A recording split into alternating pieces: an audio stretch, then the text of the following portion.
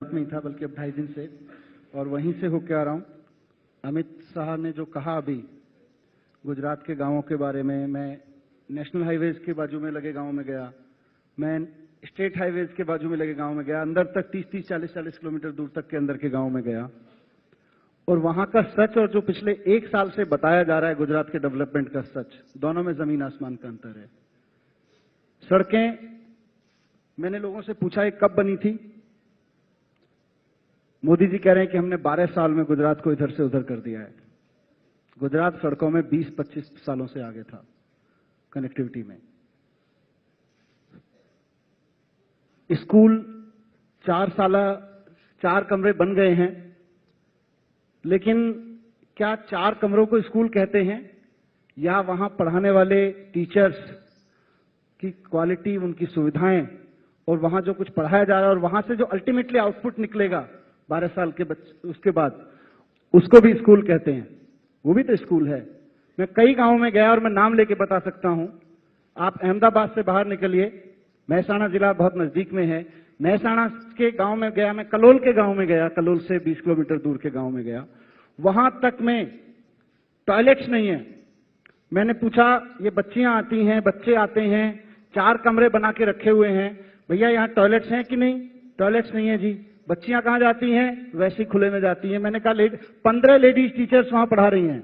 मैंने पूछा ladies teachers कैसे टॉयलेट जाती हैं? 8 घंटे 7 घंटे के लिए नौकरी करने आती हैं। आप, मुझे नहीं पता, मैं चैनल पे सब कहूं, वो उन्होंने मुझे बताया, प्रिंसिपल ने मुझे बताया कि हम वो कोने में जाती हैं और उससे पहले 2 टीचर्स को पहले खड़ा कर लेते हैं ताकि कोई उधर आए ना।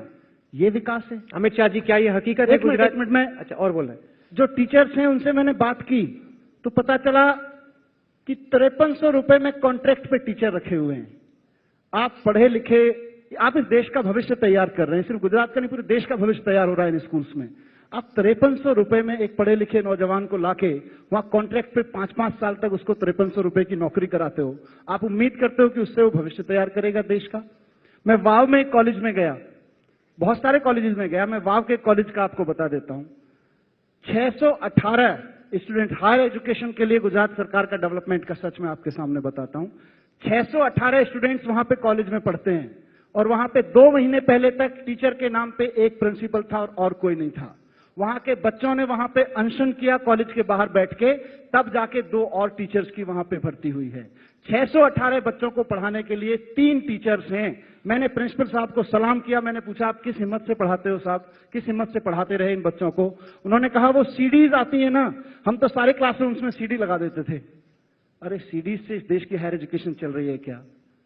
और मैंने पूछा बाकी कॉलेज कहां है? 50 किलोमीटर दूर अगला कॉलेज है, 150 किलोमीटर दूर क्या पढ़ा रहे हैं? आर्ट्स। बच्चे अनशन कर रहे हैं कि साहब हमें कॉमर्स भी पढ़ा दो। उनको 150 किलोमीटर दूर साइंस की एजुकेशन लेने के लिए जाना पड़ता है। क्या ये सच्चाई नहीं है गुजरात की? आप, मोदी कहते हैं गुजरात शाइनिंग, पर अमित शाह, अरविंद केजरीवाल और मनीष सिसोदिया ने तो गुजरात की दूसरी तस्वीर देखी। नहीं, जो सिसोदिया जी ने बात करी वो अर्धसत्य है। जहां तक तनख्वाह का सवाल है, हमारे यहाँ एक नीति बनी है कि 4 साल तक एक फिक्स अमाउंट पर भर्ती होती है, और उसके बाद में जब उसको परमानेंट किया जाता है तो पूरी तनख्वाह दी जाती है। वो फिक्स अमाउंट 5300 रुपए है। हाँ, है ना, इसमें कोई दिक्कत नहीं है भैया, ये तो परिपत्रित है, कोई बहुत बड़ा सत्य आप ढूंढ कर नहीं लाए हैं। हाँ, पर और इस देश के पढ़े लिखे लोगों को 5300 रुपए के लिए 5 साल से नौकरी। अब मुझे सुन लीजिए ना, हमें जो गुजरात कांग्रेस से मिला उसके 10 साल में भर्ती पर प्रतिबंध लगा था। आर्थिक प्रबंधन इतना खस्ता हाल था कि गुजरात के फाइनेंस डिपार्टमेंट ने भर्ती पर रोक लगा दी थी। उस वक्त कुछ भी कर जब तक भर्ती नहीं करते, ना प्रशासनिक सुधार पॉसिबल था, ना शिक्षा में सुधार पॉसिबल था।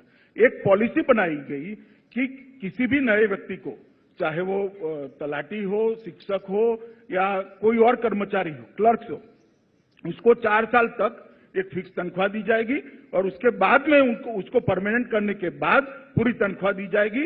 और कितने लोग इसी पॉलिसी से भर्ती होकर परमानेंट हो गए हैं और आज पूरी तनख्वाह पा रहे हैं। अच्छा, मैं भर्ती का नया फॉर्मूला गुजरात से समझ के आया हूं। तलाटी की भर्ती हुई 1500, तलाटी माने पटवारी के लिए भर्ती हुई तलाटी के लिए 1500 भर्तियां थीं और 1500 भर्तियों के लिए गुजरात में 8 लाख आवेदन आए 5000 रुपए की नौकरी वाले के लिए। ये हमारा गुजरात में बेरोजगारी का आलम है। उसके बाद मजे की चीज ये है कि उस भर्ती को करने के लिए 10-10 लाख रुपए की रिश्वत ली गई। एक आदमी आप लोगों ने देखा कि ये डेवलपमेंट है, ये डेवलपमेंट है गुजरात का, जिसको पूरे देश में रेप्लिकेट करने की बात की जा रही है। मैं राहुल एक सेंटेंस पूरा करने दीजिए मुझको। मैं मनीष सिसोदिया हिंदुस्तान का नागरिक कभी नहीं चाहता कि मेरे जैसे या कि यहां जितने सारे लोग बैठे हुए हैं कि हम पूरी डिग्री हाथ में लेके आएं और उसके बाद मुझे कहा जाए कि 5 साल के लिए आपको 5300 रुपए की नौकरी पे रखा जाएगा। कौन चाहेगा? हम में से कितने लोग चाहेंगे कि हमारे बच्चों को पूरी डिग्री करने के बाद में 5300 रुपए की कॉन्ट्रैक्ट नौकरी पे 5 साल रखा जाए? और हम में से कितने लोग चाहेंगे, other side of the story, हम में से कितने लोग चाहेंगे कि मेरा बच्चा जाके एक ऐसे स्कूल में पढ़े जहां पे 5300 रुपए की नौकरी पे एक अध्यापक को रखा गया है, उसकी नौकरी नहीं लग रही है। दिलचस्प, पर इससे सीमा बात की सुरक्षा का भी दिखता है अमित जी, और साथ साथ ये भी दिखता है कि मैं एक गांव में गया था, चरण का नाम है गांव का, सब लोगों ने सुना होगा, गूगल कर लीजिएगा। सोलर पावर प्रोजेक्ट लगाया गया था।